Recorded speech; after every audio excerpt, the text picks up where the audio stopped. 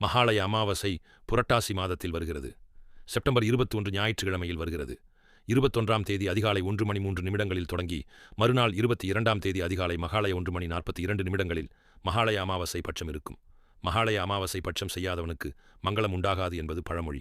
வசிஷ்ட மகரிஷி, தசரதர், துஷ்யந்தன், நளன், அரிச்சந்திரன், பகவான் ராமர், தர்மர் ஆகியோர் மகாலயம் செய்து பெரும் பேறு பெற்றனர் என்கின்றன புராணங்கள்.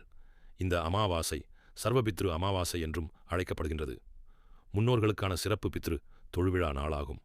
இந்த நாள் முன்னோர்களுக்கு நன்றி செலுத்தும், தர்ப்பணம் செய்வதற்கான மிகவும் புனிதமான தினமாக கருதப்படுகிறது. முன்னோர்களுக்கு தர்ப்பணம், ஸ்ராத்தம், பிண்ட தானம் போன்ற நற்பணிகள் செய்தல் முக்கியமாக கருதப்படுகிறது. அவ்வாறு வழிபாடு செய்தால் மனநிறைவு, குடும்ப நலம், பித்ருதோஷம் நீக்கம், ஒட்டுமொத்த வாழ்வில் சந்தோஷம் கிடைக்கும் என்று நம்பிக்கையுடன் செய்கின்றனர். இந்த நாளில் முன்னோர்களுக்கு விருப்பமான உணவு, உடைகள், பழங்கள் முதலானவற்றை படைத்து, முதியவர்கள் ஆதரவற்றோர்களுக்கு தானங்களை செய்து, காகத்திற்கு உணவினை படைத்து, குடும்பத்துடன் அமர்ந்து உணவருந்தி முன்னோர்களை மகிழ்வித்து அவர்களின் ஆசீர்வாதங்களை பெறுவதற்கான மிகுந்த உன்னதமான நாளாக இந்த அமாவாசையில் வழிபாடு செய்யும்.